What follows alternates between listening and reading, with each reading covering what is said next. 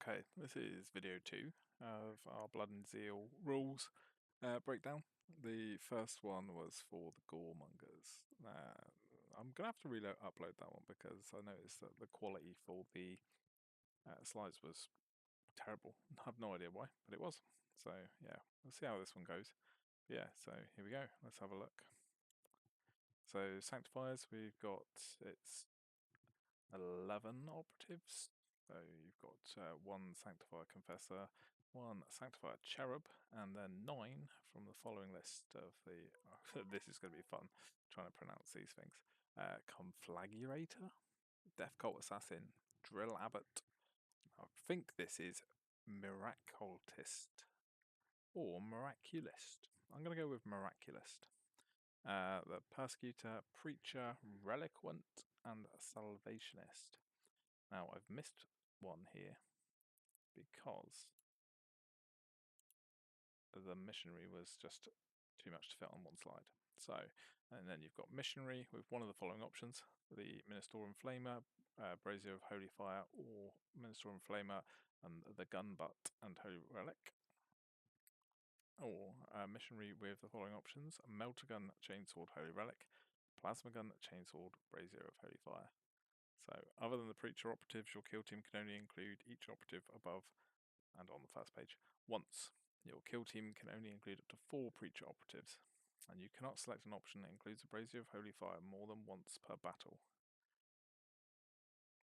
Now, I noticed that in the box you could make one of the minis, so the missionary. There's one build option, which is the missionary with the melter gun, plasma gun, and then there's another completely separate one that is just for the flamer. And the Brazier of Holy Fire there's only one piece in there, so you've got to pick who's going to be holding that one. So for archetypes, you've got Security and Seek and Destroy. And then faction rules, so Ministorum Sermon, Strategic Gambit, select one friendly Sanctifier operative. If a friendly Confessor operative hasn't been incapacitated, you must select it. Until you use this Strategic Gambit again during the battle, that operative has the Orator keyword. Whenever a friendly Sanctifier operative is within 3 inches of a friendly Orator operative, or 6 if the Orator is a Confessor, that friendly Sanctifier operative is benefiting from the sermon. Whenever a friendly Sanctifier operative is activated within 3 inches of a friendly Orator operative, or 6 if the Orator is a Confessor, that friendly Sanctifier operative is benefiting from the sermon until the end of that activation, i.e. even if it then moves more than the distance requirement from the Orator operative. Whenever a friendly Sanctifier operative is benefiting from the sermon, normal and critical damage of 3 or more, my spelling's terrible there, inflicts 1 less damage on it. So I typed these up quite quickly, very brain dead while I was doing it as well. So I'm expecting I've probably got some spelling mistakes in here. And also, so wordy, so wordy that even me saying out loud, hardly any of it makes sense to me. But it's there on screen for you. I'm sure you can see the obvious mistakes if they're there. So, still in faction rules, we've got Blaze. Some weapons in this team's rules have the Blaze weapons rule below. Blaze, if you retain any critical successes, the operative this weapon is being used against gains 1 of your Blaze tokens, if it doesn't already have one. Whenever an operative that has 1 of your Blaze tokens is activated, inflict D3 damage on it. Then, that operative's controlling player selects one of the following. Roll 1d6, on a free up, remove that token. Or they can subtract 1 from the operative's APL stat until the end of that activation to remove the token. Another spelling mistake there. Strategic ploys.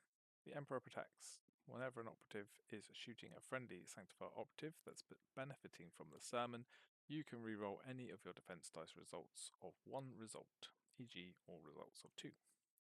And then a fervent brawl. Whenever a friendly Sanctifier operative that's benefiting from the sermon is fighting or retaliating, its melee weapons have the ceaseless weapon rule. Ignore the C equals, I don't know where that came from. As I said, typed very quickly, and I'm knackered. So in even I've just noticed there, look, strategy ploys. I should say strategic ploys. Zealous Persecution. Whenever a friendly Sanctifier operative is fighting during an activation in which it's performed the charge action, its melee weapons have the lethal 5-up weapon roll. And then Rally the Flock. Each friendly Sanctifier operative, excluding the Orator, that's benefiting from the sermon can immediately perform a free dash or fallback action. For the latter, it cannot move more than 3 inches. Each that does so must end that move closer to a friendly Orator operative. You cannot use this ploy during the first turning point. On to Firefight ploys. Let's see how many spell mistakes are in here. So we have Rosarius. Use this Firefight ploy when an attack dice inflicts normal damage on a friendly Sanctifier operative. Ignore that inflicted damage. And then Ardent Eradication. Use this Firefight ploy after rolling your attack dice for a friendly Sanctifier operative. If it's shooting against or fighting against an enemy operative that's within 3 inches of a friendly Orator operative, 6 inches if that Orator is a Confessor, you can reroll any of your attack dice. Redeemed through Fire. Use this Firefight ploy when a friendly Sanctifier operative that has a weapon with the Blaze weapon roll is incapacitated. Each enemy operative visible and within 2 inches of it gains 1 of your Blaze tokens, if it doesn't already have one. And then we have Unwavering Devotion. Use this Firefight ploy when a friendly Sanctifier Orator or Sanctifier Miraculous, we're going with Miraculous, yeah, operative is selected as a valid target of a shoot action or to fight against during the fight action. Select one friendly Sanctifier operative, excluding Confessor, Miraculous, and Orator, visible to and within 3 inches of that first friendly operative to become the valid target or to be fought against as appropriate instead, even if it wouldn't normally be valid for this. If it's the fight action, treat that other operative as being within the fighting operative's control range for the duration of that action. This ploy has no effect if it's the shoot action and the weapon has the blast or torrent weapon roll. You see what I mean by wordy? That Unwavering Devotion, I already completely forgot what it said. So feel free to reread that multiple times until it makes sense. I'm sure it does make sense, but it's just words to me at this point. Faction equipment. Sanctification Orbs. Once per turning point, one friendly Sanctifier operative, excluding the Cherub, Death Cult Assassin, and Miraculous, can perform the following unique action. Select one enemy operative visible to and within 6 inches of this operative. That operative and each other enemy operative within 1 inch of it takes a doused test. For the operative to take a doused test, roll 1d6 on a 3+, it gains 1 of your doused tokens. Whenever a friendly Sanctifier operative is shooting against an operative that has 1 of your doused tokens with a weapon that has the Blazed weapon rule, that weapon also has the Seek weapon rule. After a friendly Sanctifier operative uses a weapon that has the Blaze rule against an enemy operative that has 1 of your doused tokens, remove that token, even if the Seek weapon rule wasn't used. This operative cannot perform this action while within control range of any operatives. So we have Purity Seals. Once per turning point, when a friendly Sanctifier operative is shooting or fighting, if you roll 2 or more fails, you can discard one of them to retain as a normal success instead. And then we have Ecclesiarchy Text. I said it right. In the ready step of each strategy phase, roll 2d6. If the result is less than the remaining wounds of a friendly Orator operative, you gain 1 CP. Note that this is done before the Gambit step. So if there isn't a valid Orator operative, you cannot use this rule during that turning point, e.g. during the first turning point. We have Imperial Cult Symbols. Once per turning point, when an operative is shooting a friendly Sanctifier operative that's benefiting from the sermon, when you collect your defense dice, you can use this rule. If you do so, change one of the attacker's retained critical successes to a normal success. Any weapon rules that have already resolved aren't affected, e.g. piercing crits. On to units, operatives. So first one we got is the Sanctifier Confessor. He's APL 2, move 6, save 5+, wounds 10. It's a Mace of Censure, which is 4 attacks, hits on freeze, damage 5/5, brutal and shock. And then his first ability is to lead the procession. Whenever this operative is an orator and performs the charge, fallback, or reposition action during its activation, you can use this rule before it moves. If you do so, determine each other friendly Sanctifier operative that's benefiting from the sermon. After this operative ends that action, each of those friendly Sanctifier operatives can immediately perform a free charge, fallback, or reposition action in an order of your choice, but each must end that move in a location where they are still benefiting from the sermon. If this operative is incapacitated before this rule is fully resolved, e.g. from the guard action, interruption, see the close combat rules, kill team callbook, don't remove it from the kill zone. Confessor, continued, commanding declamation. Commanding declamation? Yeah, commanding declamation. Whenever an enemy operative would perform an action during an activation or counteraction while visible to and within 6 of this operative, you can use this rule. If you do, roll 1d6. If the result is higher than that of the enemy operative's APL stat, it cannot perform that action during the activation or counteraction. The AP spent isn't refunded. If it's a counteraction, that counteraction ends. You cannot use this rule again during the battle. So, Sanctified Cherub, 100% is not a lobotomized or servitor baby. It's got, I mean, definitely not. Definitely not. No, they're 100% vat bred, which is definitely not any better. Anyway, it's APL 2, move 7, save 5 up, and wounds 5. So he has the Incentivizer. It's 3 attacks, hits on 5s, damage 1, 3, and shock. So whenever determining control of an objective marker, treat this operative's APL stat as 1 lower. Whenever this operative has a conceal order and is in cover, it can't be selected as a valid target, taking precedence over all other rules, e.g. Vantage Train. This operative cannot use any weapons that aren't on its data card or perform unique actions other than Incentivize. So it has Incentivize as an action, it's at 1 AP, and we have support. Select one other friendly Sanctifier operative, excluding Confessor, Death Cult, Assassin, Miraculous, and Orator, visible to and within 2 of this operative until the end of that operative's next activation. Add 1 to its APL stat. This operative cannot perform this action while in control range of enemy operatives. It also has Fly. I really don't want to read this out. I hated typing it, to be honest, but I will. Here we go.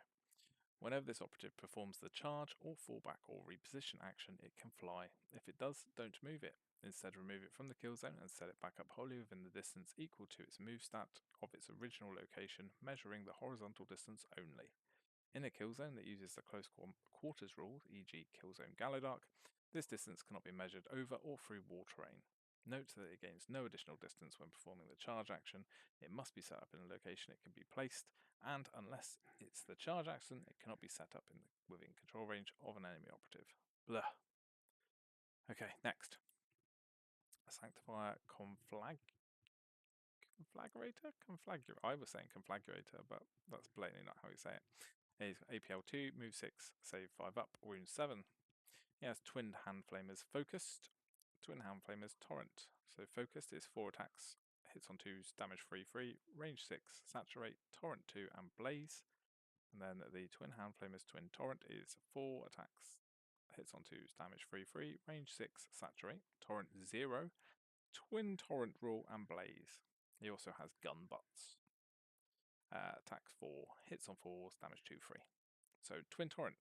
Select up to 2 valid targets, shoot with this weapon against both of them in an order of your choice, roll each sequence separately. Torrent 0 means you cannot select secondary targets, but this weapon still has the Torrent weapon rule for all other purposes, e.g. the Condensed Stronghold rule. He also has a Sanctification Rack. This operative can perform a Sanctification Orb action. Doing so in this manner doesn't count towards the once per turning point limit, i.e. if you also select the equipment for other operatives. We have the Death Cult Assassin next. It's 3 APL, move 6, save 5 up, and wounds 8. It's Throwing Knives, which are attacks 4, hits on 3, damage 2, 5, range 6, silent, and Ritual Braids, which are attack 4, hits on 2s, damage 4, 6. Bladed Stance. Whenever this operative is fighting or retaliating, you can resolve one of your successes before the normal order. If you do, that success must be used to block. We have the Trained Assassin action. It's 1 AP, and it changes this operative's order. This operative cannot perform this action while within control range of an enemy operative. Sanctifier Drill Abbot. APL 2, move 6, save 5 up, wound 7. There's a Great Hammer, which is 4 attacks, hits on 4s, damage 4/4, and brutal and shock. And we have the, let's have a look, let's see if I can do this. Scholar Progenium Disciplinarian. Whenever a friendly Sanctifier operative is within 6 inches of this operative, you can ignore any changes to operative stats from being injured, including its weapon stats. He also has a Null Skull. Whenever an enemy operative is within 6 inches of this operative, that enemy operative's APL stat cannot be added to. Remove all positive APL stat changes it has. If an enemy operative that's more than 6 from this operative has a positive APL stat change, and your opponent spends its final AP to move that operative within 6 of this operative, this can cause your opponent to have spent more AP than its APL stat. This is permitted in this situation. Okay, next we have the Miraculous. I want to call it that, but then it kind of looks like a mirror cultist, but whatever. APL 2, move 6, save 4 up, and wound 7. Oh god, I feel like I hated writing this one out. Is this the worst one? The amount of attacks it has? I can't remember. Right, so we've got Holy Light. It's 4 attacks, hits on 2s, damage 4/3, range 8, devastating 3, limited 1, piercing 1, saturate, and blaze. Then Reeve in Fire is 4 attacks, hits on 2s, it's damage 4/4, blast 1, limited 1, reeved, and blaze. Then we have Burning Hands, it's 1 attack, hits on 2, damage 7/8, it's brutal, limited 1, blaze. And then Fists, 2 attacks, hits on 5s, damage 1/2. So we have the Reeved rule. This operative can perform the shoot action with this weapon while within control range of an enemy operative. Don't select a valid target. Instead, this operative is always the primary target, but only shoot against secondary targets, and they cannot be in cover or obscured. In other words, determine blast from this operative, but this operative isn't affected. Continued. We have Miracle. First time this operative will be incapacitated during the battle, it's not incapacitated. Has 1 wound remaining and cannot be incapacitated for the remainder of the action. All remaining attack dice are discarded, including yours if this operative is fighting or retaliating. Then this operative can immediately perform a free dash or fallback action. For the latter, it can't move more than 3 inches, even if it's performed an action that prevents it from performing the dash or fallback action. Okay, so a little bit of a cut to John in the future. Someone commented on the video after I uploaded it that I'd paused up the damage profiles on the missionary weapons, which was very true. They were completely messed up. I copy and pasted the profiles and didn't notice that I hadn't actually changed the damages on them. So yeah, here's the correct ones. I'm just going to cut the old ones out so no one will know. Well, apart from the fact I've just told you all. But yeah, anyway, let's ignore that. Here's the Sanctifier Missionary. APL 2, move 6, save 5 up, wounds 8. To be honest, I'm just going to really quickly just going to get the book out and let me just check that. Yes, that's correct. Probably should double check that one as well. So yeah, Brazier of Holy Fire, range attack, attacks 4, hits 2, damage 4/4, range 4, saturate, torrent 1, blaze, melter gun, attacks 4, hits on 4 up, damage 6/3, range 6, devastating 4, and piercing 2. Then you've got the Minotaur and Flamer, it's attacks 4, hits 2 up, damage 4/4, range 8, saturate, torrent 2, and blaze. Plasma gun standard, attacks 4, hits on a 4 up, damage 4/6, and piercing 1. And then the plasma gun supercharge is attacks 4, hits on a 4 up, damage 5/6, hot, lethal 5 up, and piercing 1. And then the melee attack for the Brazier of Holy Fire is 4 attacks, hits on a 4, damage 4/4, shock, and blaze. Chainsword, melee attacks 4, hits on 4 up, damage 4/5, and Gunbutt, 4 attacks, hits on 4, damage 2/3. Yep, so I'm just going to disappear now, leave you back with John of the past.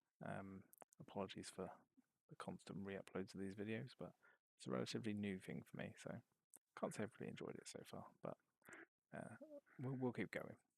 Anyway, thanks again, and I'll leave you with past John.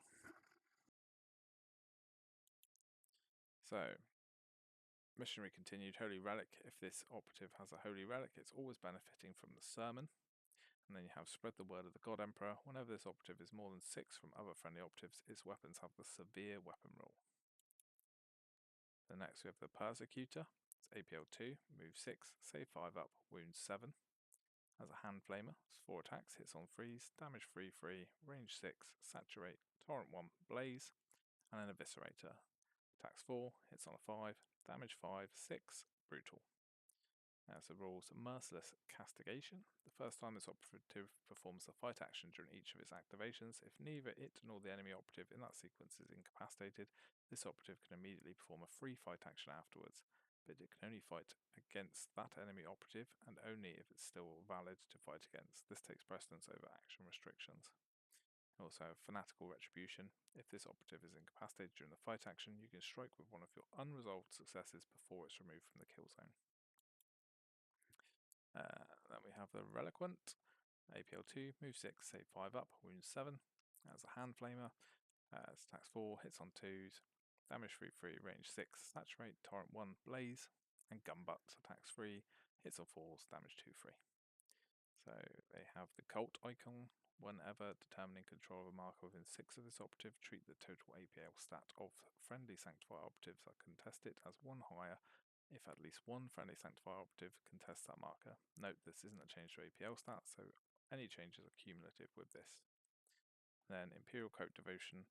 Once per turning point, when a friendly Sanctifier operative is incapacitated within 6 of this operative, you can use this rule. If you do, before that operative is removed from the kill zone, it can perform 1 free action, excluding fight, and you can change its order to do so. It's then incapacitated as normal. Sanctifier Salvationist. APL 2, move 6, save 5 up, wound 7. It has the Soul Stave, attacks 4, hits on 5 up, damage 2 free. So it has the conversion field, so whenever an operative more than 6 inches from this operative is shooting a friendly Sanctifier operative within 6 of this operative, improve that friendly operative save stat by 1 and worsen the X of the piercing weapon rule by 1, if any. Note that piercing 1 would therefore be ignored. And it has the Medikit, so 1 AP action, select one friendly Sanctifier operative within this operative's control range to regain 2 D3 loss wounds. This operative cannot perform this action while in control range of an enemy operative. Okay, that's it. That's all of it. That was absolutely horrible. I did not like it at all. So many words, so much typing, so many spelling mistakes, so many very hard to read names of stuff. But I'm hoping that this is helpful for everybody. Like I say, I'd probably have to go back to the Goremonger one because trying to read the slides is not very nice. But yeah, next up is, I think I've just finished building the Goremongers, so the next up for me is painting them, and then hopefully maybe I'll get to play them on the weekend. Anyway, thanks a lot guys, have a good one, see you again.